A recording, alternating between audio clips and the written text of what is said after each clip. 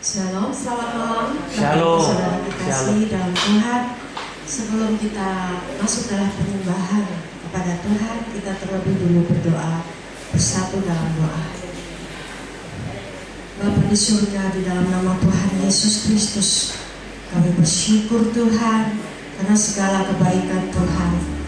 Biarlah hati kami selalu dipenuhi ucapan syukur akan Engkau. Terima kasih Yesus. Kami bersyukur Tuhan. Biarlah Tuhan Kau yang memimpin pada doa saat malam hari ini. Kiranya Tuhan Yesus, Roh Kudus, Kau menguasai setiap hati kami. Kau menguasai ruangan ini. Dan biarlah Tuhan, kami mau berikan yang terbaik buat Tuhan. Biarlah pujian dan penyembahan yang kami naikkan boleh layak di hadapan Tuhan. Puji nama Yesus. Haleluya.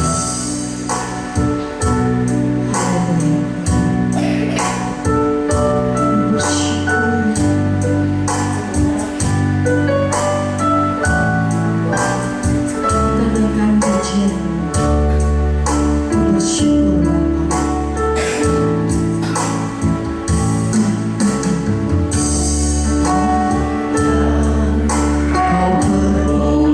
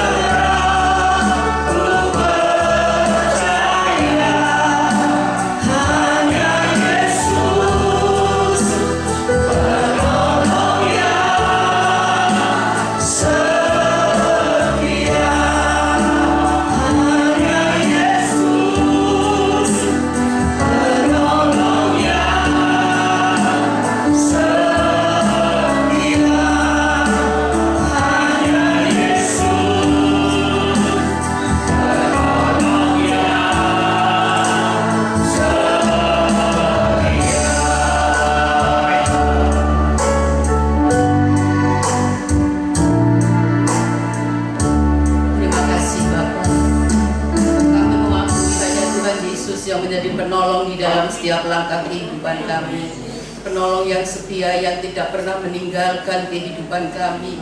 Seperti janji Tuhan, Immanuel, Tuhan selalu menyertai kehidupan kami.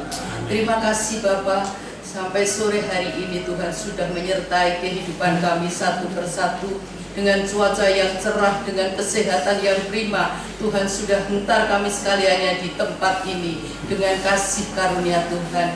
Ini semua karena kasih dan penyertaan Tuhan. Terima kasih Tuhan, terima kasih. Berkati Tuhan doa malam Mandarin ini dengan urapan firman Tuhan. Satu persatu diberkati dengan urapan firman Tuhan. Amin. Satu persatu diberkati dengan kehadiran Tuhan pribadi secara pribadi. Terima kasih Tuhan, terima kasih. Dengan kasih setia Tuhan yang selalu menyertai dalam kehidupan kami. Tuhan, terima kasih. Kesempatan yang indah yang Tuhan berikan pada malam hari ini Tuhan, hamba-Mu percaya bahwa Tuhan hadir di tengah-tengah kami. Tuhan menyertai kami, Tuhan menjamah kami satu persatu, Tuhan mendengar setiap doa-doa kami. Terima kasih Tuhan, terima kasih Tuhan memakai hamba-Mu yang sudah memimpin di dalam puji-pujian, yang sudah melayani di dalam puji-pujian. Tuhan menyertai, memberkati, Tuhan memakai lebih hari lebih heran di dalam pelayanannya. Terima kasih Tuhan, terima kasih. Hamba-Mu serahkan doa malam Mandarin ini dalam tangan kasih karunia Tuhan. Diberkati supaya setiap Jumat, setiap doa malam ini bertambah-tambah yang mengikuti doa malam ini, sehingga Tuhan, berkat Tuhan juga tercurah untuk jemaat Mandarin yang setia-setia di dalam tangan Tuhan. Bapa di dalam surga, di dalam nama Tuhan Yesus Kristus, hamba-Mu serahkan Tuhan ibadah Mandarin pada hari Minggu yang akan datang dengan pimpinan Tuhan. Tuhan memberkati setiap petugas-petugas yang Tuhan sudah percayakan bertugas hari Minggu besok Tuhan, mulai dari penerima tamu, pendoa, pemain musik, pemuji, multimedia, kolektan, Tuhan pembawa firman Tuhan, semuanya Tuhan memberkati semuanya dengan urapan Tuhan. Hadirat Tuhan turun di dalam doa, di dalam ibadah Mandarin minggu depan Tuhan. Dengan kasih karunia Tuhan, jiwa-jiwa boleh dimenangkan melalui ibadah Mandarin Tuhan. Ku serahkan dalam tangan jamaah Tuhan. Berkati pimpinan Mandarin Bu Julian dan Pak David Yu, dengan pimpinan hikmat, akal budi, kuasa Tuhan menyertai semuanya Tuhan.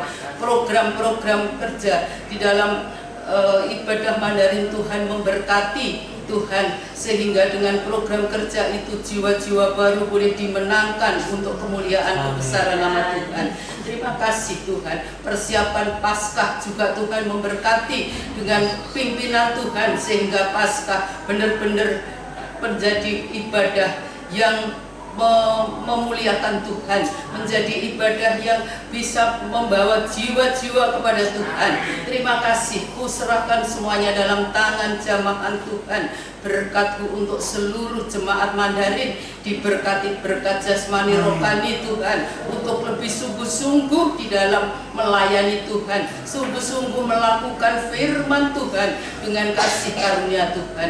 Berkati juga Tuhan program GPPS seluruh Indonesia dengan jamahan pimpinan Tuhan, dengan penyertaan Tuhan, dengan melalui pelayanan-pelayanan banyak jiwa yang dimenangkan Tuhan pada akhir zaman ini Tuhan. Ku serahkan dalam tangan Tuhan. Hamba-Mu juga berdoa untuk kota Surabaya, di mana kami bernaung di kota ini Tuhan. Hamba-Mu percaya doa-doa kami didengar oleh Tuhan. Amin.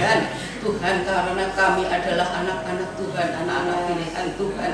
Terima kasih Tuhan, pakai kami semuanya untuk menjadi sinar-sinar terang di kota kami ini Tuhan. Berkati kota Surabaya, dijauhkan dari segala Tuhan tindak-tindak kejahatan, tindak brutal, tindak anarkis, tindak apapun juga, sehingga kota Surabaya ini aman, damai, sentosa di dalam berkat karunia Tuhan.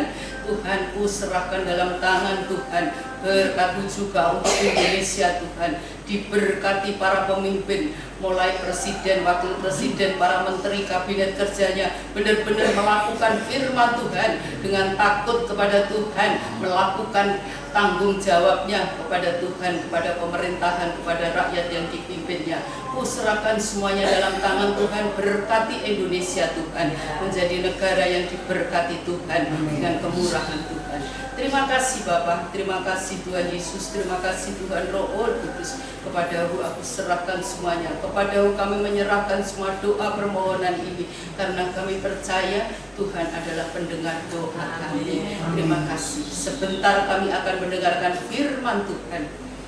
Hanya kepadamu hamba menyerahkan hati-hati kami. Sucikan hati kami, sucikan pikiran kami, sucikan tubuh roh jiwa kami, supaya benar-benar kami layak menerima firman Tuhan, urapan-Mu Tuhan, atas hamba-Mu yang Tuhan sudah percayakan membawakan firman Tuhan, sehingga kami boleh benar-benar mengerti kehendak Tuhan melalui firman Tuhan pada malam hari ini. Dan tuntun kami sekaliannya Tuhan, bisa melakukan firman Tuhan itu di dalam setiap langkah kehidupan kami. Terima kasih Bapa, terima kasih Tuhan Yesus, terima kasih Tuhan Roh Kudus. Tuhan memberkati yang membawakan firman, dan Tuhan memberkati juga yang kami yang mendengarkan firman Tuhan. Dalam nama Tuhan Yesus hamba serahkan doa dan permohonan ini. Haleluya. Amin. Amin.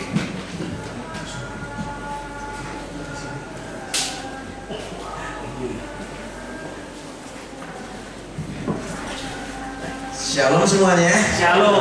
Ya, salam sejahtera dari Tuhan kita Yesus Kristus untuk setiap kita. Amin. Saya bersyukur bisa ada di tempat ini. Belum terlambat kalau saya ingin mengucapkan selamat tahun baru, belum terlambat. Karena ini masih bulan Januari dan juga tidak mendahului kalau saya ingin mengucapkan Pamsi Fajai Sinyen Kuala Santiju Uniman semuanya ya. Di sini semoga tahun yang baru ini kita semakin semangat mengasihi Tuhan, dan karena ini tahun yang baru saya ingin memulai dengan sebuah khotbah yang mungkin menyenangkan kita semua, yaitu tentang kepastian jawaban doa. Jadi saya akan bicara tentang kepastian jawaban doa. Jarang-jarang saya bicara tentang tema ini. Biasanya orang banyak yang tanya, kenapa saya jarang doa tentang berkat Tuhan, tentang mujizat, tentang macam-macam. Jawabannya sederhana, karena sudah banyak pendeta yang khotbah itu. Jadi saya khotbah yang lain saja. Tapi hari ini saya ingin berkhotbah tentang kepastian jawaban doa, dan saya ingin memulai dengan dua pertanyaan untuk kita. Siapa di sini yang pada waktu berdoa yakin dikabulkan Tuhan? Siapa di sini yang pada waktu berdoa yakin dikabulkan Tuhan? Oke, yang tidak berdoa nggak usah jawab ya. Ini kan yang berdoa, apakah yakin dikabulkan Tuhan? Tadi yakin ya, amin ya. Pertanyaan saya yang kedua adalah, mengapa yakin dikabulkan Tuhan? Mulai bingung jawabnya. Kalau saya tanya, siapa yang berdoa, angkat tangan. Siapa yang yakin doanya dijawab Tuhan, angkat tangan. Begitu saya tanya, mengapa kok yakin? Iman. Doanya ya kan, kita yakin karena kita beriman kan. Beriman, doa kita dijawab. Pertanyaan saya, mengapa kita itu bisa beriman bahwa doa kita pasti dijawab? Saya ya. Jadi saya ulangi pertanyaannya ya. Pertanyaannya adalah, mengapa saudara percaya bahwa doanya pasti dikabulkan? Karena beriman. Oke ya. Setelah itu saya tanya, kenapa beriman doanya dikabulkan? Karena percaya. Saya mohon pamit ya Bapak. Saya mau pulang lebih dulu ya.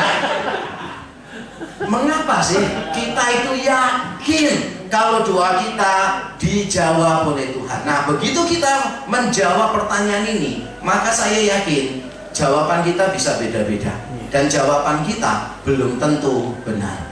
Orang belum tentu berdoa. Yang berdoa belum tentu yakin doanya dikabulkan. Yang yakin doanya dikabulkan belum tentu alasannya benar. Setuju? Yeah. Dan hari ini kita akan belajar bagaimana kita bisa yakin dengan benar bahwa doa kita dijawab oleh Tuhan. Mari kita membaca di dalam Matius 7 ayat 7 sampai yang ke-11. Matius pasal 7 ayat 7 sampai yang ke-11. Mari kita membaca ayat yang ganjil dibaca oleh yang tidak pernah berdoa, yang genap dibaca oleh mereka yang tidak yakin dengan doanya ya. Kita mulai dengan yang tidak pernah berdoa. Oke, yang ganjil saya baca duluan ya. Nanti yang genap Bapak Ibu baca yang keras ya. Matius 7 ayat 7 sampai 11.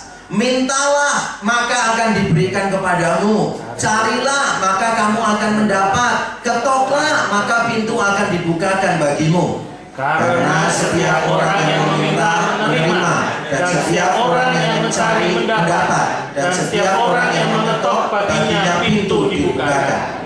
Adakah seorang daripadamu yang memberi batu kepada anaknya jika ia meminta roti, atau memberi ular jika ia meminta ikan? Sama-sama. Jadi jika kamu yang jahat tahu memberi pemberian yang baik kepada anak-anakmu, apalagi Bapamu yang di surga, Ia akan memberikan yang baik kepada mereka yang meminta kepadanya. Amin. Amin.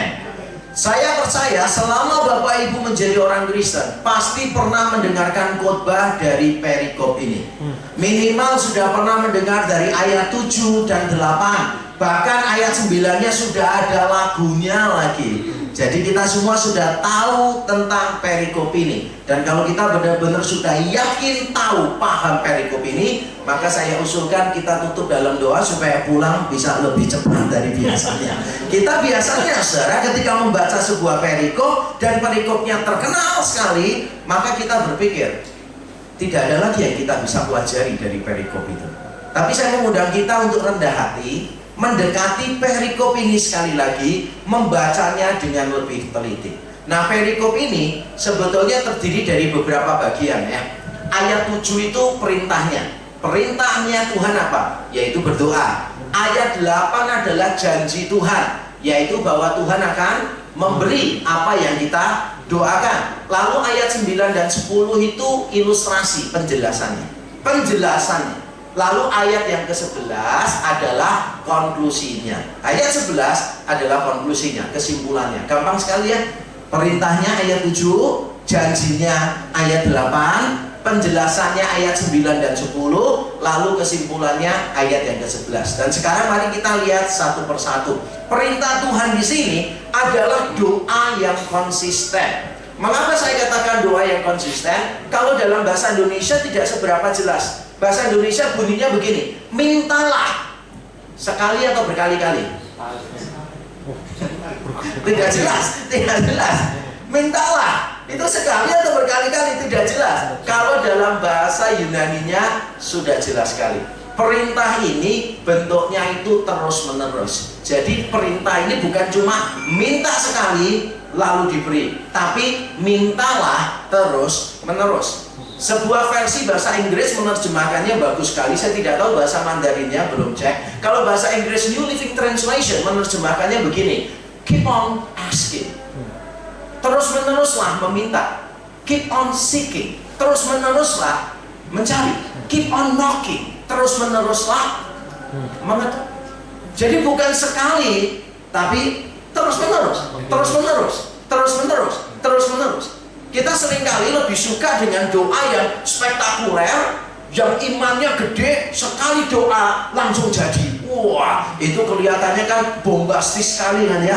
Wah, sampai diundang kemana-mana untuk saksi ini itu. Tapi sebetulnya ada satu doa lagi yang kita seringkali tidak sukai, tapi penting, yaitu doa yang konsisten. Terus-menerus berdoa, terus-menerus berdoa, terus-menerus berdoa. Dan untuk menekankan bahwa doa di sini mintanya itu terus-menerus, bukan cuma sekali. Minta ini dikasih keterangan, bukan cuma minta tapi apa? Mencari dan mengetuk. Kalau mencari sekali atau berkali-kali? Kalau minta kan bisa sekali, bisa berkali-kali ya. Kalau mencari itu selalu lebih dari sekali. Kalau mencari sekali itu sumber pertengkaran suami istri. Siapa yang seringkali mengalami ini? Suaminya kehilangan handphone atau barang, terus ngomong gini, istrinya tanya, sudah cari? sudah. Mungkin di mobil, sudah, nggak ada. Istrinya buka pintu, langsung ketemu di depan mata. Nah ini, ya tadi aku cari, nggak ada. Berarti nyarinya cuma noleh, nggak ada barang, udah. Mencari cuma noleh. Siapa yang kebiasaan kalau nyari cuma noleh, nggak ada, ya udah, itu termasuk mencari. Bener atau enggak? Siapa yang sering bertengkar gara-gara begini? Karena mencarinya cuma sekedar gini aja, nggak ada, ya sudah. Namanya mencari itu berarti terus menerus dong. Namanya mencari, bener nggak sih?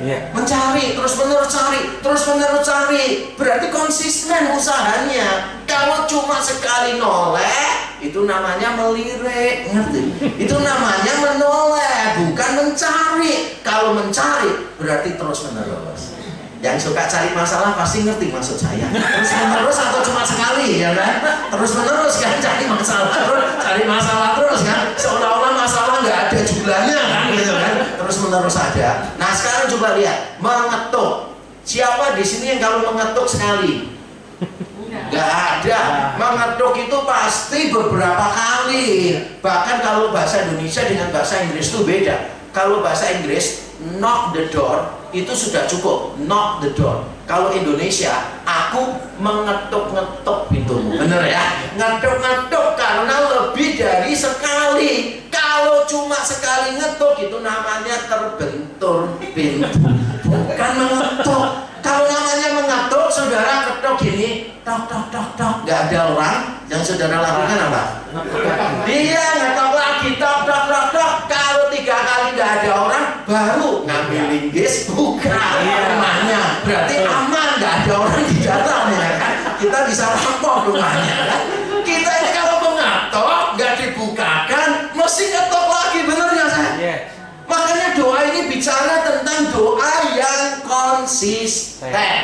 Nah karena doanya konsisten, lalu kita lihat janji Tuhan apa? Kepada mereka yang doanya konsisten terus menerus. Ada di ayat yang ke-8 dikatakan demikian. Karena, berarti alasannya dong. Karena, mengapa kita harus terus menerus minta? Jawabannya, karena ada jaminannya nih. Setiap orang yang meminta, setiap orang yang mencari, setiap orang yang mengetuk, setiapnya itu diulangnya 3 kali. Berarti ini berlaku untuk siapa saja. Bayangkan seandainya ayatnya begini, mintalah maka akan diberi. Karena setiap pendeta yang meminta diberi. Saudara yang bukan pendeta pasti, wah saya bukan pendeta, titip doa aja sama pendeta. Karena yang didengarkan cuma pendeta. Tapi percayalah, yang didengarkan Tuhan bukan cuma pendeta. Benar nggak sih? Setiap orang. Jadi dalam hal ini, mau pendeta, mau PDM, mau PDP, tidak pengaruh sama sekali. Karena yang paling penting adalah orang yang berdoa dengan konsisten. Bayangkan kalau doanya begini, mintalah maka akan diberi. Karena beberapa orang yang meminta akan diberi. Saudara pasti malas berdoa. Saudara pasti bertanya, kok beberapa? Ya saya termasuk atau enggak? Bahkan seandainya dikatakan begini, karena setiap orang yang meminta akan diberi. Lalu ada tanda asterik, syarat dan ketentuan berlaku. Saudara juga malas berdoa karena saudara merasa ini syaratnya apa, ketentuannya apa, dan sebagainya. Tapi Tuhan itu baik hati.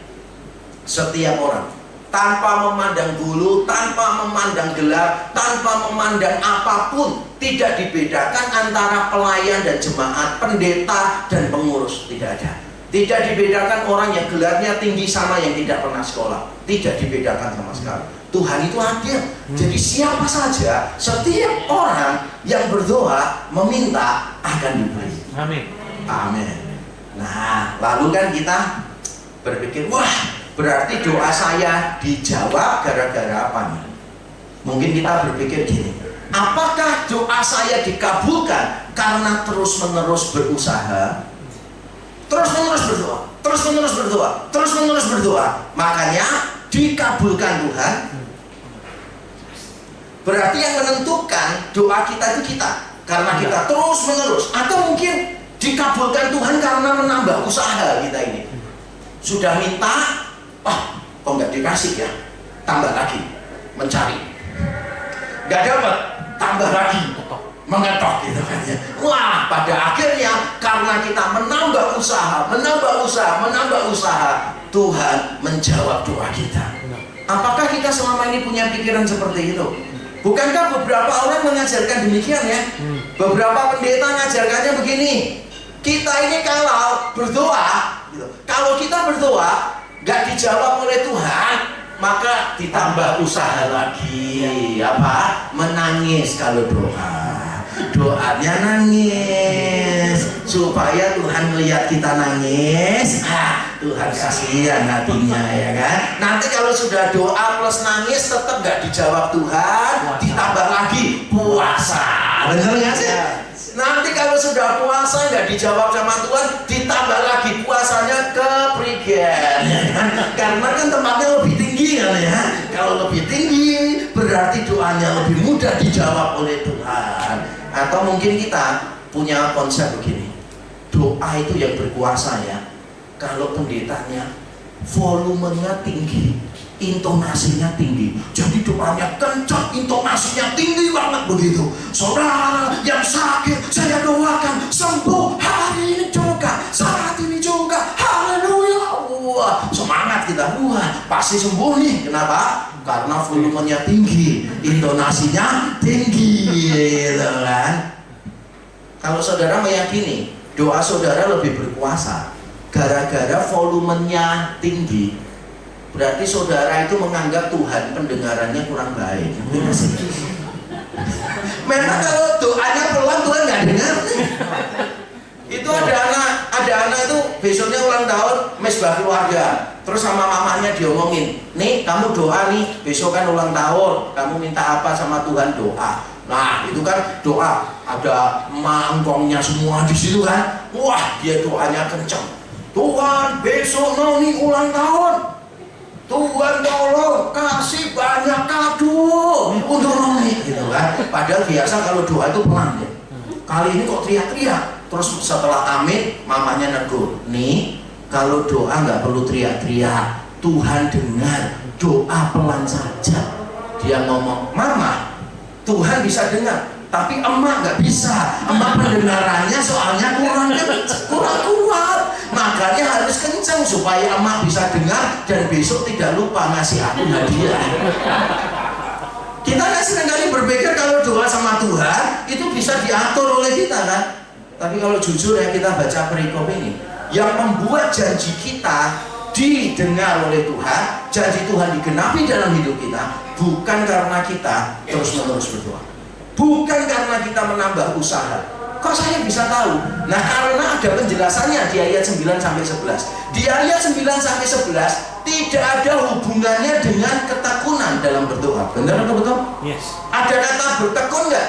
Nggak ada. Jadi perintahnya memang berdoa terus-menerus, itu perintahnya. Keep on asking. Benar, keep on asking. Terus-menerus berdoa. Tapi di penjelasannya tidak ada. Karena kamu terus-menerus berdoa, maka Tuhan akan menjawab. Jadi jangan sampai saudara punya pikiran gini, doa terus saja, nanti Tuhan terganggu. Tiap hari dimintain terus, akhirnya Tuhan panggil malaikatnya, tolong dijawab nih ibu satu ini, tiap hari minta sama aku jadi sudah bosan, terganggu sama dia, tolong dijawab hari ini juga. Wah, hari ini dijawab tuh. Lalu Tuhan panggil malaikat satunya, besoknya tolong cabut nyawa ibu itu. Kenapa? Karena kita berpikir bahwa kita itu bisa ngatur Tuhan. Gara-gara kita berdoa terus-menerus, akhirnya Tuhan terganggu dan memberi kepada kita. Saudara itu meremehkan hatinya Tuhan. Yes.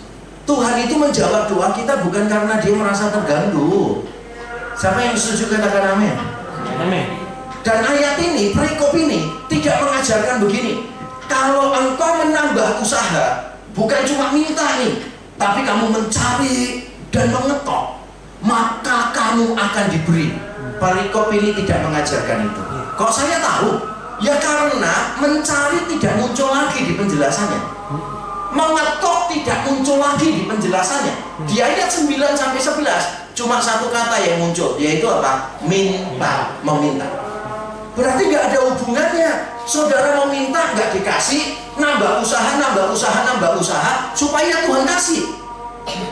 Coba ya saudara perhatikan, kalau kita pernah dimintain uang oleh orang, pengemis di jalan, saya itu memperhatikan ya, beberapa kali pengemis itu polanya sama. Kalau minta pertama senyum sambil gini, bener ya? Nanti kita ngomong gini, enggak, setelah enggak, senyumnya mulai hilang, wajahnya mulai melas, bener ya? Terus ngomong. Nanti kalau kita tetap enggak, dia mulai nunduk sambil pegang perutnya, bener nggak sih? Seolah-olah dia lapar, jadi dia terus-menerus menambah usaha supaya kita berbelas kasihan. Saya pernah diajak jemaat saya makan. Jemaat saya itu jauh lebih tua dari saya. Diajaklah saya makan oleh beliau. Lalu ada orang yang jualan roti, ngomong gini, "Su, beli roti Su," sambil senyum-senyum. Terus dia ngomongin, "Oh enggak," gitu.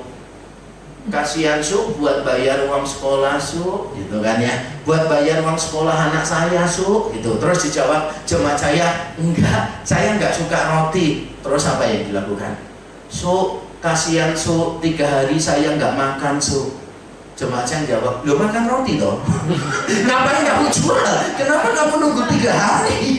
Ya dimakan aja rotinya," gitu kan. Saya dengarkan jemaat saya ini, saya ya malu jadi pendeta punya jemaat jawabannya kayak gitu kan. Tapi saya pikir jawabannya ya pinter juga. Ya ini kan orang nggak masuk akal sih, 3 hari nggak makan. Ada roti nggak dimakan. Ada roti nggak dimakan, kan aneh sih, bener nggak sih?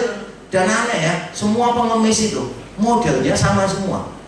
Senyum nggak dikasih, senyumnya hilang, wajah melas, ya kan? Nanti tetap nggak dikasih, mulai bungo-bungo. Setelah itu tetap nggak dikasih, ngomongnya beberapa hari nggak makan. Loh, bisa sama semua di seluruh Indonesia.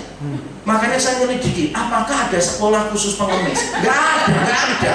Tapi memang semuanya gitu, berjemaah. Modelnya tuh berjemaah. Nggak percaya, nggak usah pengemis lah. Tukang parkir itu loh sama di mana-mana, bener nggak sih tukang parkir? Kalau saya kasih 5.000 gitu kan ya, ngomongnya gini, "Makasih kok," gitu. Begitu saya kasih 20.000, ganti, manggilnya bukan kok lagi, manggilnya apa? Bos. Makanya di Indonesia itu paling murah kalau mau jadi bos. Nggak perlu punya perusahaan, tinggal kasih nomban ke tukang parkir, langsung dipanggil bos gitu. Dulu saya pernah kan, gereja lagi direnov, kami sewa tempat. Wah, jadi pada waktu pulang saya cari duit. Biasanya kalau itu satpam yang langganan dan sebagainya di tempat itu, ya udahlah, saya nggak mau kasih 5.000, saya kasih itu paling sedikit, saya kasih 10.000. Jadi kalau saya kasih 10.000, maka itu saya diantar, bukan cuma diparkirin gitu kan ya. Jadi diantar sampai ke jalan raya.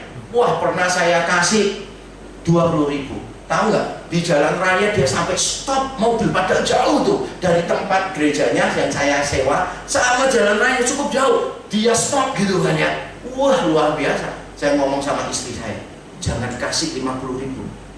Jangan kasih 100.000. Kenapa lo? Bisa masuk di mobil saya, nanti bisa bukakan pintu gerbang rumah saya." Aneh ya, di mana-mana tukang parkir gitu, di mana-mana tukang parkir gitu. Bahkan tadi sebelum kesini saya ketemu sama teman kan, makan di kafe. Wah, memang tukang parkir Indonesia di mana-mana sama. Saya sudah gini, udah ya, mau selesai, mau matikan mesin, terus dia bilang gini, "Maju lagi, maju," gitu kan. Terus handremnya saya lepas, langsung cukup. Padahal belum saya gas, belum. Saya cuma lepas handremnya, cukup gitu, maju aja enggak. Lah terus tadi disuruh maju tuh untuk apa? Belum maju ngomongnya udah cukup gitu. Saya emosi nggak sih? Emosi. Tapi di mana-mana tukang parkir gitu. Nah, kadang-kala ya, kita itu memperlakukan Tuhan seperti itu. Seperti pengemis itu. Kalau nggak dikasih, minta lagi. Nah, sekarang kita belajar. Mengapa kalau kita berdoa, Tuhan pasti menjawab? Apa sih 2 jaminan bahwa doa kita pasti dijawab? Langsung saja lihat ya jaminannya. Yang pertama, Bapa yang baik. Ini jaminannya, Bapa yang baik. Saya bacakan ayat 9 sampai 11. Adakah seorang daripadamu yang memberi batu kepada anaknya jika ia meminta roti, atau memberi ular jika ia meminta ikan? Jadi jika kamu yang jahat tahu memberi pemberian yang baik kepada anak-anakmu, berarti kamu ini siapa? Bapak-bapak di dunia ini loh. Jadi kalau kamu bapak-bapak di dunia ini, yang kalau dibandingkan bapak di surga, kamu tuh termasuk jahat. Jika kamu yang jahat tahu memberi pemberian yang baik kepada anak-anakmu, apalagi Bapamu yang di surga, ia akan memberikan yang baik kepada mereka yang meminta kepadanya. Saudara, mengapa kita yakin doa kita dijawab? Bukan karena kita terus-menerus berdoa, walaupun kita perlu terus-menerus berdoa. Perintahnya kan begitu. Yang membuat doa kita dijawab itu bukan karena kita berdoa dengan penuh iman, walaupun kita berdoa tetap beriman. Tapi yang membuat doa kita dijawab adalah karena Bapa mengasihi kita. Karena Allah itu adalah Bapa kita. Kita ini anak-anaknya, saudara. Makanya kita yakin Bapa mengasihi kita lebih daripada kita mengasihi diri kita sendiri. Bapa yang baik tidak mungkin memberi yang kurang dari terbaik. Itu prinsip hidup saya. Bapak yang baik tidak mungkin memberi kurang dari yang terbaik. Saya belajar ini pada waktu anak-anak saya masih kecil. Anak-anak saya masih kecil, ada tugas sekolah. Tugasnya begini: apa pekerjaan papamu? Jawabannya pendeta. Apa yang dilakukan papamu? Jawabannya mengetik di depan komputer. Jadi pendeta dan sekretaris desa itu mirip, saudara, kerjaannya yaitu mengetik di depan komputer. Lalu istri saya ngomong begini, "Pak, kamu itu perlu sekali-kali ngajak anakmu pelayanan supaya mereka tuh tahu apa yang kamu lakukan." Lalu akhirnya saya ajak tuh gantian anak-anak saya menemani saya pelayanan di luar. Nah, pada waktu selesai menemani saya kasih uang untuk beli es krim, beli mainan. Jadi saya kasih gojek, satu orang 5.000. Nah, suatu ketika yang pokoknya anak saya nomor 1 menemani saya pelayanan tapi luar kota sampai nginep, ada retreat. Pulang saya kasih 10.000 Jemban. Dia tanya, "Loh Pak, kok 10?" Terus saya jawab, "Iya, soalnya kan jauh sampai nginap. Jadi kamu bisa beli es krim 2 atau mainan lain." "Oh, thank you Pak." Gitu. Besoknya saya pelayanan, saya tanya anak-anak saya, "Siapa yang mau ikut papa pelayanan?" Kokonya tanya, "Luar kota atau dalam kota?" "Dalam kota." Langsung ngomong sama adiknya, "Kamu yang nemenin papa." Lalu saya kumpulkan 2 anak saya dan saya ngomong gini, "Kamu tahu nggak sih, papa kasih kamu uang bukan karena kamu menemani papa pelayanan. Papa kasih kamu uang karena papa sayang sama kamu. Karena papa sayang sama kamu, maka papa selalu cari cara untuk memberi kepada kamu." Saya ulang ya. Karena papa sayang sama kamu, papa selalu cari cara untuk memberi kepada kamu. Makanya ketika kamu menolong papa, menemani papa, papa kasih uang. Kadang kamu tidak minta, papa kasih uang. Kadang tidak ada alasannya, papa ngajak kamu makan enak juga. Kenapa? Bukan karena kamu melakukan sesuatu buat papa, bukan. Tapi karena papa ini sayang sama kamu. Nah, sama kita sama Tuhan itu jangan sampai punya pikiran gini, Allah akan menjawab doa saya karena saya melakukan ini dan itu. No. Kita percaya Allah menjawab doa kita karena Dia Bapa yang mengasihi kita. Atau dalam kalimat lain saya mau berkata begini, kepastian jawaban doa lebih didasarkan pada siapa Allah bagi kita, bukan bagaimana kita berdoa kepadanya. Sekali lagi, kepastian jawaban doa lebih didasarkan pada siapa Allah bagi kita, bukan bagaimana kita berdoa kepadanya. Sekali lagi Bapak Ibu, saya ingin kita mengubah konsep kita. Jangan pernah berpikir bahwa karena saya melakukan ini itu, maka Allah akan menjawab doa kita. Memang Allah dari awal mau memberi kepada kita. Karena dari awal Allah mengasihi kita. Dan ketika Allah mau memberi, kadang Allah memberi tanpa alasan. Benar gak sih? Anak saya nggak minta apa-apa, saya belikan sesuatu. Padahal nggak minta. Kenapa? Ya karena saya bapaknya mereka. Beberapa jemaat saya tanya, Pak, boleh nggak anak-anak saya itu panggil Pak Yakob papi? Boleh lah. Yang penting biaya kuliah kamu tetap nanggung ya. Jangan sampai panggil saya papi, biaya kuliah saya semua. Nanti angka kemiskinan di Indonesia langsung meningkat kan. Gak apa-apa gitu kan. Tapi saya sadar lah, tidak ada anak jemaat saya yang minta saya biayai kuliahnya. Kenapa? Ya saya bukan ayahnya. Tapi anak saya biaya kuliah nggak usah minta, saya kasih. Sebab kalau dia nggak minta, saya nggak kasih. Kampusnya yang minta ke saya, sama aja. Jadi sebelum diminta, saya udah kasih duluan. Sering nggak sih kita kasih kepada anak-anak kita tanpa mereka minta? Bener? Yes. Lah itulah hati Bapa kepada kita anak-anaknya.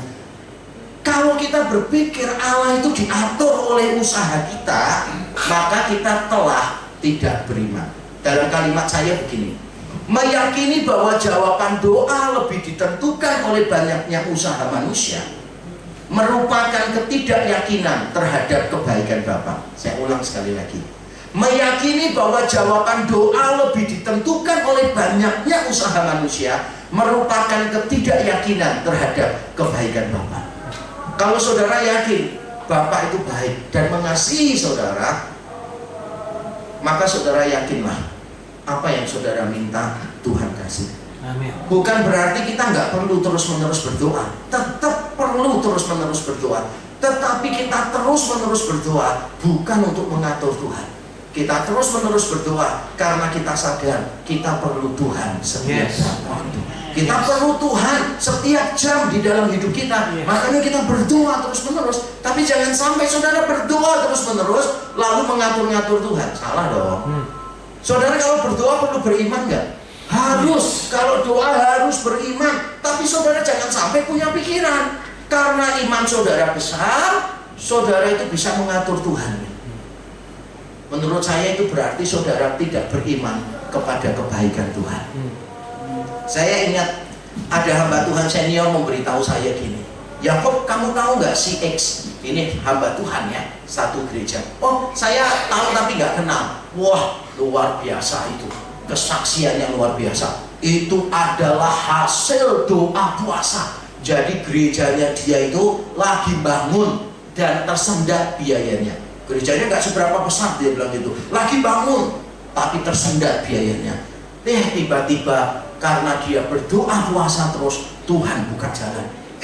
Ada jemaatnya itu keluarganya dari luar negeri datang ikut ibadah di situ. Setelah ikut ibadah, dengarkan berita tentang pembangunan gereja. Orang ini waktu balik sampai ke bandara, minta balik lagi ke gereja itu. Langsung sumbang semua biaya pembangunan. Jadi biaya pembangunannya langsung lunas saat itu juga. Terus sampai Tuhan senior ini ngomong ke saya, itu adalah hasil puasa luar biasa. Jadi kalau kamu kepengen gerejamu diberkati, puasa, minta sama Tuhan, puasa. Tapi saudara tahu, gak lama kemudian ada orang ngajak saya makan dan dia memberi, saya bebas menggunakan untuk pelayanan apapun. Akhirnya saya berikan kepada gereja dan kepada pelayanan saya Grace Loan Ministry. Saya diberikan orang tanah jauh lebih besar daripada pendeta itu. Dan saya langsung dikasih uang untuk membangun jauh lebih besar daripada pendeta itu. Tanpa saya doa puasa. Paham maksudnya? Mengapa Tuhan memberi saya? Walaupun saya tidak berdoa puasa. Ya karena di mata Tuhan memang tanah ini penting. Gereja ini perlu dibangun untuk menjangkau banyak orang. Jadi jangan sampai kita punya pikiran ketika Tuhan kasih kepada kita, lalu kita pikir, itu karena kita melakukan ini itu, kita melakukan ini itu. Kita sering kali kan gitu tanpa sadar. Cari parkir di mall, wah tiba-tiba dapat. Ngomongnya apa? Berkat anak soleh, loh bener. Nanti pada waktu pesen makan semuanya barengan, punya kita datang duluan. Ngomongnya apa? Wah, sesuai amal dan perbuatan. Betul gak sih? makanya ketika saudara mengalami yang buruk, langsung tanyanya gini, saya salah apa ya? Itu pikiran-pikiran yang merendahkan Tuhan. Tuhan itu memperlakukan kita, terutama bukan berdasarkan apa yang kita lakukan. Tuhan memperlakukan kita terutama karena siapa Dia bagi kita. Dia itu Allah Bapa yang mengasihi kita. Maka ketika saudara berdoa, yakinlah Tuhan akan menjawab. Jadi jaminan Tuhan yang pertama adalah Bapa yang baik. Nah, jaminan yang kedua atau yang terakhir adalah permintaan yang baik. Nah, saya bacakan ulang ayat 9 sampai 11. Adakah seorang daripadamu yang memberi batu kepada anaknya jika ia meminta roti, atau memberi ular jika ia meminta ikan? Perhatikan ayat 11 ya. Jadi jika kamu yang jahat tahu memberi pemberian yang baik kepada anak-anakmu, apalagi Bapakmu yang di surga, ia akan memberikan yang baik kepada mereka yang meminta kepadanya. Perhatikan kata-kata yang dipakai di situ. Tuhan itu memberikan yang baik, memberikan yang baik. Jadi pada waktu kita berdoa, tidak usah bingung dijawab Tuhan atau enggak ya. Yang saudara perlu bingungkan, yang saudara minta itu baik atau tidak baik. Itu aja dulu. Karena kita seringkali nggak bisa membedakan yang baik dan yang tidak baik. Kita menganggap apapun yang menyenangkan kita itu baik. Padahal tidak selalu yang menyenangkan itu yang baik. Saya kan dulu pernah tanya kepada kita di sini ya, kalau sakit, minta yang baik sama Tuhan apa? Sembuh. Sembuh. Kalau miskin, minta yang baik sama Tuhan, yang baik apa? Kaya. Kaya. Kalau gagal, Sukses. sukses, berhasil. Kalau istrinya cerewet, nah bingung jawab, pasti bingung jawab. Ulangi ya. Mungkin pertanyaannya susah karena tiba-tiba ya. Saya kasih kesempatan remedi nih, ujian ulang ya. Kalau saudara sakit yang baik, nggak berani jawab, yakin sekarang ya. Kalau miskin, Kaya. ya. Kalau gagal, sukses. Kalau istri cerewet, Bisu. kalau istri cerewet, harusnya jawabnya apa? Istri bisu. Tapi kadangkala Tuhan tidak jawab gitu. Bukan istrinya yang bisu, suaminya yang tuli. Jadi dia tetap bisa cerewet, suaminya nggak merasa terganggu kan? Gulu-gulu. Paham ya maksud saya ya? Kita ini kadangkala bahkan tidak tahu apa yang baik. Bahkan setelah kita minta pun Tuhan jawab karena permintaan kita baik. Kita menganggap itu tidak baik. Ada orang berdoa begini, Tuhan tolong ajar aku supaya sabar seperti Kristus. Baik nggak permintaannya? Baik. Baik. Pasti dijawab nggak? Pasti. Maka Tuhan kasih tuh orang ini sabar. Yaitu apa? Dikasih orang-orang yang menjengkelkan di sekelilingnya dia. Terus protes sama Tuhan. Tuhan, aku salah apa? Hari ini ketemu orang menjengkelkan 10 Tuhan, ketemu orang juaji 10, bocing 10 gitu kan ya. Ini saya salah apa hari ini kok begitu? Tuhan ingatkan, katanya mau sabar. Kalau mau sabar kan perlu latihan. Masa bisa? Tuhan, aku mau sabar, langsung berubah sabar. Gak bisa, itu Power Rangers yang bisa tiba-tiba berubah. Kalau kita mau sabar, berarti butuh proses. Makanya Tuhan kasih orang-orang yang menjengkelkan di sekeliling kita. Baik enggak? Tuhan kasih orang-orang yang menjengkelkan. Nah, tapi seringkali kita nggak mau kan ya, benar aja. Ketika orang-orang menjengkelkan di sekeliling kita, kita doanya, Tuhan kapan Engkau memusnahkan manusia-manusia ini dari muka bumi? Permintaan kita loh, kadang-kadang kita tuh nggak ngerti. Kita minta, yang kita minta tidak baik. Bahkan ketika yang kita minta baik, Tuhan sudah beri, tetap kita anggap ini tidak baik. Nah sekarang saya akan mengajarkan permintaan yang baik itu apa sih? Kalau dari perikop yang kita baca tadi, baik itu kalau sesuai keperluan kita. Jika anak minta apa? Keperluan. Roti, masa dikasih batu? Roti itu makanan pokok di zaman dulu di Israel. anak minta roti itu sama saja dengan sekarang anak minta nasi. Ya anak minta roti nggak mungkin dikasih batu lah. Anak minta ikan itu makanan pokok di sana. Sama seperti di sini minta tempe. Masa minta tempe kita kasih ular? Nggak mungkin lah. Karena yang diminta itu kebutuhan. Kalau itu kebutuhan bukan keinginan, maka Tuhan akan kasih. Yes. Kalau minta roti tidak mungkin dikasih batu. Kalau saya bergurunya begini, coba minta mobil Ferrari, pasti dilempar batu. Baik. Permintaan yang baik itu apa? Yang kita perlu. Coba lihat ya Matius tapi pasal 6. Kalau tadi kan pasal 7 nih. Ya. Sebelum Tuhan Yesus mengajarkan doa Bapa kami, Tuhan bilang begini nih di Matius 6 ayat 7 dan 8. Lagi pula dalam doamu itu jangan kamu bertele-tele seperti kebiasaan orang yang tidak mengenal Allah. Ya. Bertele-tele itu apa artinya? Mereka menyangka bahwa karena banyaknya kata-kata doanya akan dikabulkan. Beberapa orang kan kalau doa bertele-tele. Saya ini lulusannya stas asrama di sini kok saudara. Saya ngerti beberapa teman saya kalau disuruh doa sendiri males doa. Saya ngerti, mau itu teman-teman saya sama-sama males berdoa. Tapi nanti kalau disuruh berdoa di depan umum, doanya itu panjangnya setengah mati. Ya Bapa yang baik, yang berkata di Yesaya pasal 30 ya kan, dan ditambahkan Mazmur pasal 89 gitu kan ya. Saya sampai bingung, ini doa atau latihan cerdas cermat Alkitab ini sebetulnya. Panjang banget gitu suara doanya gitu kan. Kelihatan rohani. Berpikirnya kalau Tuhan sudah dipuji-puji, ngafalin ayat, Tuhan lebih menjawab doanya. Itu namanya bertele-tele. Tuhan itu nggak bisa diatur dengan banyaknya kata-kata. Percuma, saudara jangan seperti itu. Yesus bilang begini di ayat 8 sebelum dia nanti mengajarkan doa Bapa kami di ayat 9.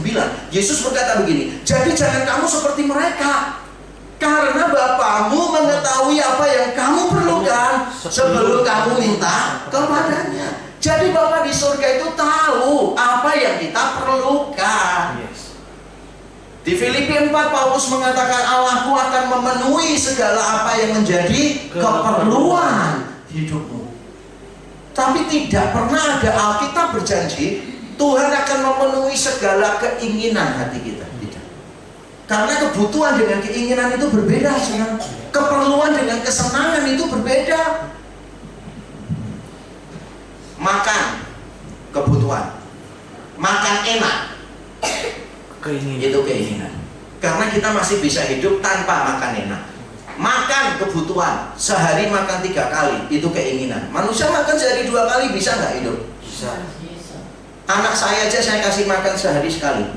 Yang 2 saya suruh makan di jemaat. Bukan. Tentu saja bukan. Tentu saja bukan.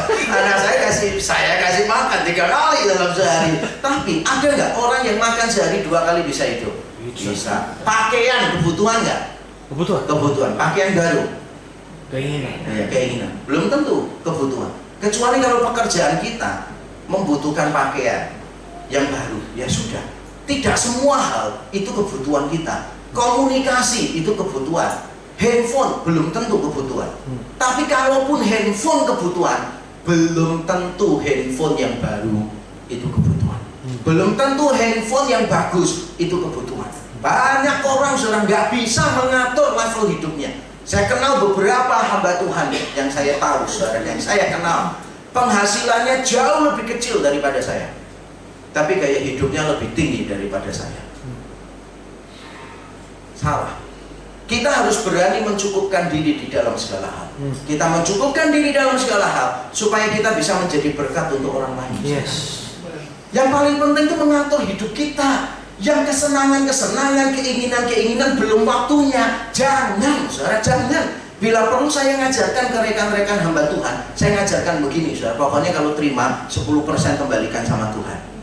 Terus ambil untuk kebutuhan pokok. Sudah, kebutuhan pokok kita apa? Lalu kasih kepada keluarga kita. Lalu kasih untuk pelayanan. Setelah itu, sisanya saudara itu ambil untuk tabungan dan investasi. Baru nanti kalau ada sisa sedikit, itulah level hidup kita. Kalau nggak bisa makan di luar, ya nggak usah ikut orang-orang lain di luar. Kalau nggak bisa makan di kafe, ya sudah nggak usah ikut di kafe. Saya pernah tahu anak-anak kan kalau berangkat sekolah diantar mama-mamanya tuh ya. Setelah itu mama-mamanya kemana? Sosialita ke kafe.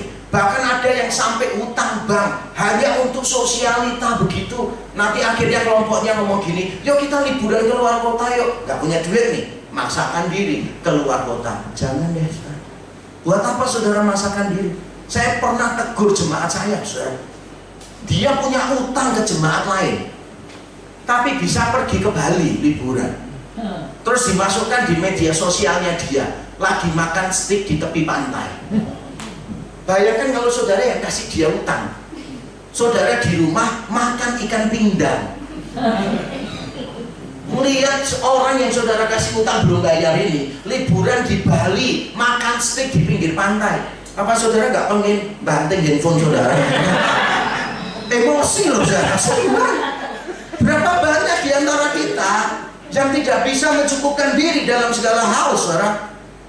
Ada 2 orang minta tolong saya. Minta tolong dong, ini saya kesulitan bayar uang sekolah anak saya. Loh, kuliah di mana? Di luar negeri.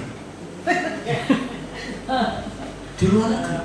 Saya bilang, kenapa anakmu sekolah di luar negeri? Kamu kan nggak punya duit. Kenapa memaksakan diri? Salah, menurut saya salah.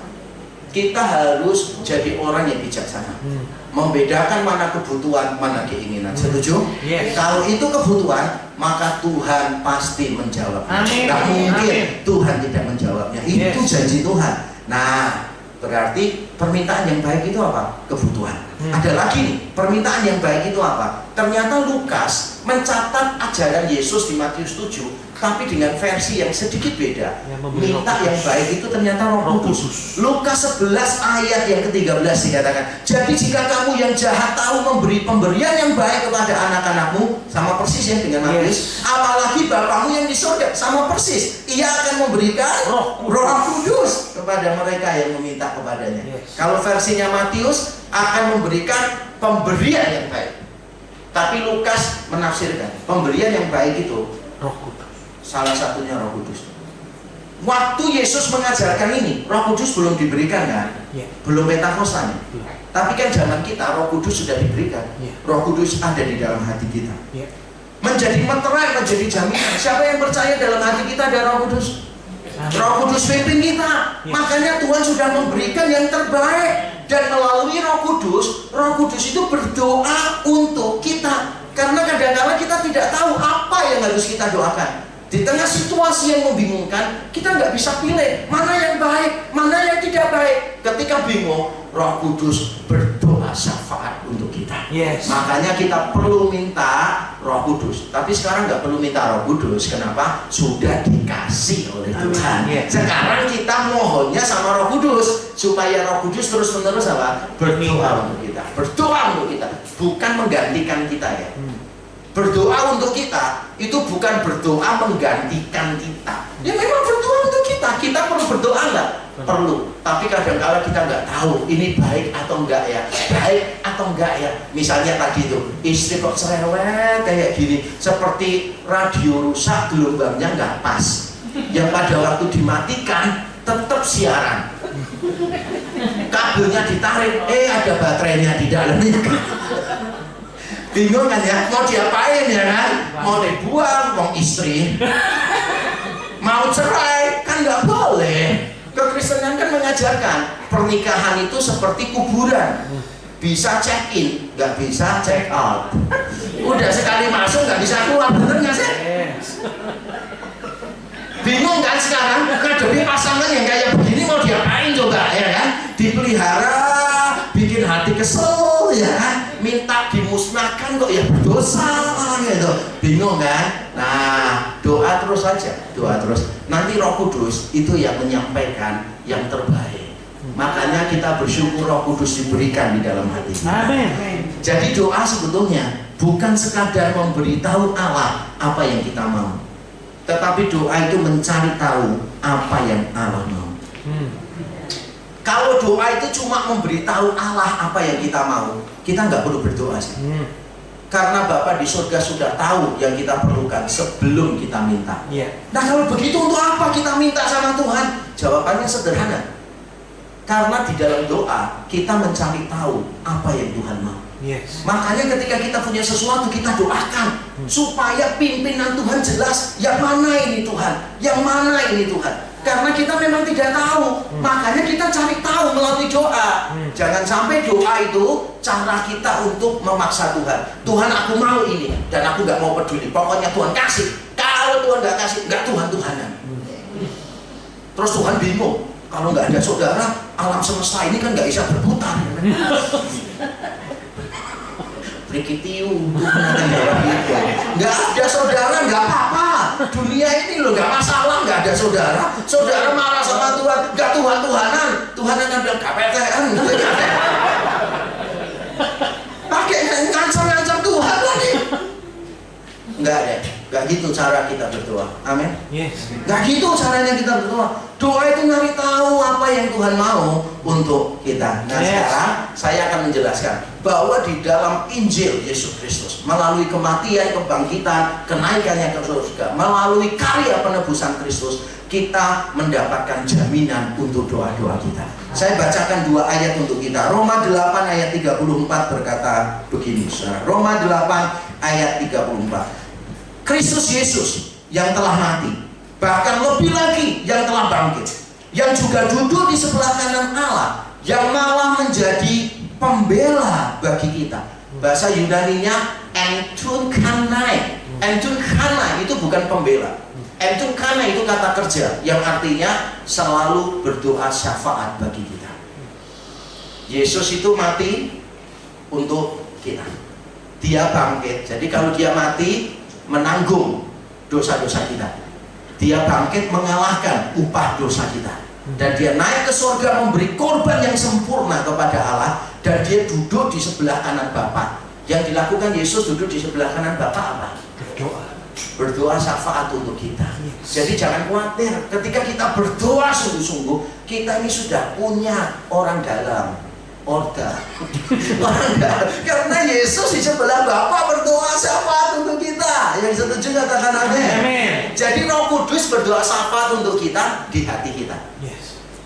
Yesus Kristus berdoa syafaat untuk kita di sebelahnya Bapa. Makanya kita yakin karena karya penebusan Kristus sempurna. Dia bukan cuma mati tapi bangkit. Bukan cuma bangkit tapi naik ke surga. Bukan cuma naik ke surga tapi duduk di sebelah kanan Bapa. Karena karya penebusan Kristus sempurna, maka kita yakin doa Kristus dijawab. Amin. Ketika dia berdoa untuk kita, doanya dijawab oleh Bapa. Amin. Dan yang terakhir saudara, ayat yang akan kita baca adalah Roma 8 ayat 32. Ia yang tidak menyayangkan anaknya sendiri, tetapi yang menyerahkannya bagi kita semua, bagaimanakah mungkin ia tidak mengaruniakan segala sesuatu kepada kita bersama-sama dengan dia? Kalau yang terbaik Allah sudah berikan, masa sih perintilan-perintilannya Tuhan tidak kasih? Kalau Allah sudah memberikan keselamatan kepada kita, hadiah yang terbaik, maka semua yang berguna untuk keselamatan kita, garis bawahi, semua yang berguna untuk keselamatan kita pasti akan Tuhan berikan kepada kita. Amin. Kecuali yang saudara minta tidak berguna untuk keselamatan saudara. Ada orang minta suami, wah ada cowok PDKT ke dia gitu, wah dia seneng karena cowok ini pandai merayu, tapi dia sudah punya istri. Terus minta sama Tuhan, Tuhan tunjukkan pimpinanmu, apakah dia yang terbaik bagiku? Nggak usah minta petunjuk sama Tuhan, sudah tahu salah, ngerti nggak sih? Sudah tahu salah, jangan. Terus saudara berdoa, Tuhan tolong bunuh istrinya, nggak usah salah, ya kan? Kalau dia sudah punya istri, ya udah Alkitabnya bilang jangan mengambil barang milik orang lain, apalagi suami orang lain, istri orang lain, jangan dong, salah dong. Nggak mungkin Tuhan akan memberikan itu kepada kita, tidak mungkin sama sekali, nggak mungkin. Tuhan pasti memberi yang baik kepada kita, yang berguna untuk keselamatan kita. Saudara, apapun yang kita doakan, kalau itu berguna untuk keselamatan kita, Tuhan kasih, mau keselamatannya aja sudah kasih kok. Saya tutup dengan sebuah ilustrasi ya. Mungkin sekitar 14-15 tahun yang lalu, saya dengan keluarga, dengan istri dan anak-anak, pergi ke Amerika lagi untuk riset doktoral saya. Disertasi saya riset di Amerika 1 tahun. Nah, rumahnya kebetulan ada jemaat saya yang kebingungan cari tempat tinggal. Lalu saya ngomong, sudah deh, kamu tinggal di rumah saya aja. Kamu bisa pakai semua barang ini, rumah ini kamu pakai saja, nggak usah sewa, free, pakai saja. Saya kasih kunci rumah. Waktu saya di Amerika, jemaat saya mau buka kulkas, kira-kira izin saya? Enggak.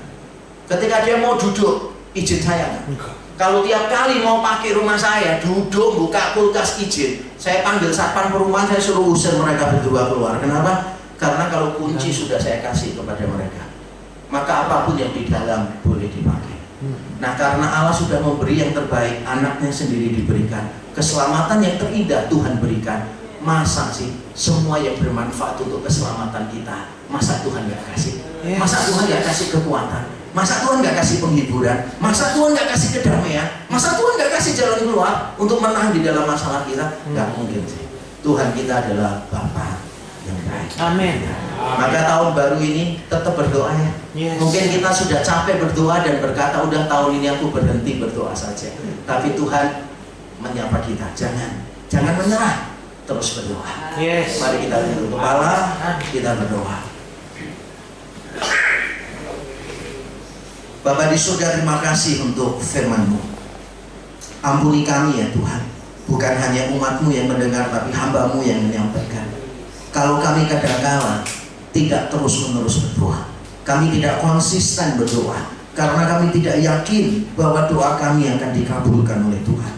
Tapi kami bersyukur malam hari ini Engkau menyapa kami dengan firman-Mu. Roh Kudus menggelisahkan hati kami sekali lagi, mengundang kami untuk melanjutkan doa-doa kami. Kami yakin doa kami dikabulkan karena Allah adalah Bapa yang baik untuk kami. Kami yakin doa kami dikabulkan karena permintaan kami permintaan yang baik, yang memuliakan Tuhan, yang berkontribusi untuk perluasan kerajaan Tuhan di muka bumi. Bapa, kami berdoa kiranya Roh Kudus menolong kami supaya kami selalu dimampukan untuk membedakan mana yang baik, mana yang tidak baik. Tolong kami supaya kami bisa minta yang baik-baik kepada-Mu. Dan kami percaya Allah yang baik tidak bisa memberi kurang dari yang terbaik. Kami percaya kepada-Mu. Di dalam nama Tuhan Yesus kami berdoa dan bersyukur. Amin. Tuhan memberkati kita. Puji Tuhan. Berapa kali saya umumkan terus di atas mimbar di ibadah minggu, 1 minggu sisihkan waktu 1 jam kita cari Tuhan. Banyak yang mungkin beralasan ngapain harus datang doa. Puji Tuhan, malam ini dijawab ya. Jadi kita bisa tahu doa itu kewajiban kita, tapi jawaban doa itu kehendaknya Tuhan. Amin. Tugas kita doa supaya kita tahu apa yang jadi rencana Tuhan, apa yang jadi kehendak Tuhan. Terima kasih mewakili seluruh pengurus ibadah Mandarin dan jemaat mengucapkan terima kasih buat pelayanannya. Undang pendeta satu ini luar biasa sulitnya. Sampai waktu saya posting ya, semua orang-orang yang biasa manggil pendeta khotbah itu ngomong sama saya, kok iso dapat waktu neko Yakub gitu. Ya, saya bilang ya toh, wong bolone pusat. Ya, langsung jalur telepon oke. Semua bingung.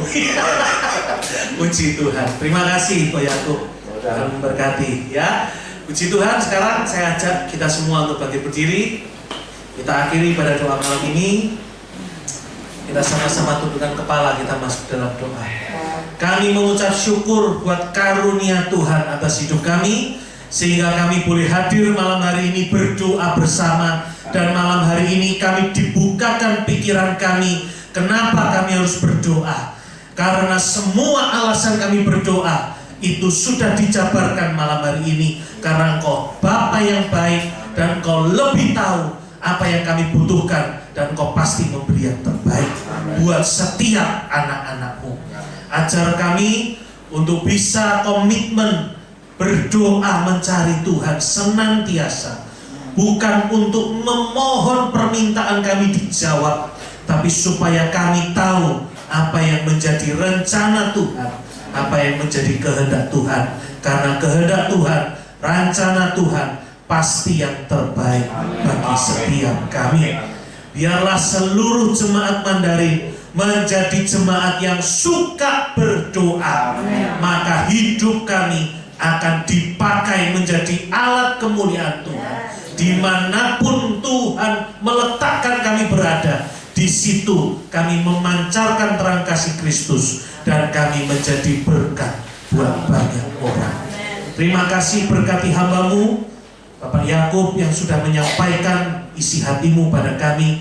Tambah-tambahkan roh hikmat marifat di dalam pelayanannya, juga Tuhan memberkati dalam kehidupan rumah tangganya, seluruh anak-anaknya juga diberkati Tuhan.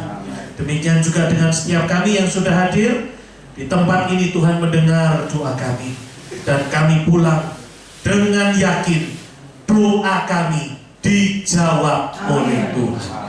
Terima kasih Tuhan Yesus. Terpujilah nama-Mu. Apabila sebentar lagi kami akan meninggalkan tempat ini untuk pulang ke rumah kami masing-masing, kirimkan malaikat-Mu mengiringi perjalanan setiap kami.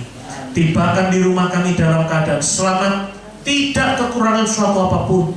Pertemukan kami kembali besok hari Minggu di ibadah Mandarin, semua dalam keadaan sehat dan tidak kekurangan suatu apapun. Terima kasih. Kami akhiri ibadah doa malam hari ini dengan doa sederhana yang Tuhan ajarkan kepada kami, doa Bapa kami. Bapa kami yang di sorga, dikuduskanlah nama-Mu, datanglah kerajaan-Mu, jadilah kehendak-Mu di bumi seperti di sorga. Berikanlah kami pada hari ini makanan kami yang secukupnya, dan ampunilah kami akan kesalahan kami, seperti kami juga mengampuni orang yang bersalah kepada kami. Dan janganlah membawa kami ke dalam pencobaan, tapi lepaskanlah kami daripada yang jahat. Karena Engkau yang punya kerajaan dan kuasa dan kemuliaan sampai selama-lamanya. Sekarang tiba waktunya kami ingin berpisah satu dengan yang lain, dan kami pulang membawa berkat Tuhan. Untuk itu kami mengangkat tangan kami di hadapan Tuhan untuk menerima berkat Tuhan. Saudaraku yang kekasih, Tuhan memberkati engkau dan Tuhan melindungi engkau. Tuhan menyinari engkau dengan wajahnya dan memberi engkau kasih karunia. Tuhan menghadapkan wajahnya kepadamu dan memberi engkau damai sejahtera. Sekarang pulanglah dan bawalah berkat yang melimpah dari Bapa di sorga, kecintaan dari putranya yang tunggal Tuhan kita Yesus Kristus, dan persekutuan indah bersama Roh Kudus menyertai hidup kita semua senantiasa, mulai dari malam hari ini sampai Maranatha Tuhan Yesus datang kedua kalinya, bahkan sampai selama-lamanya. Terimalah semua berkat ini dalam nama Tuhan Yesus Kristus. Yang percaya sudah diberkati Tuhan, mari katakan amin. Selamat malam, terima kasih, Tuhan Yesus berkati.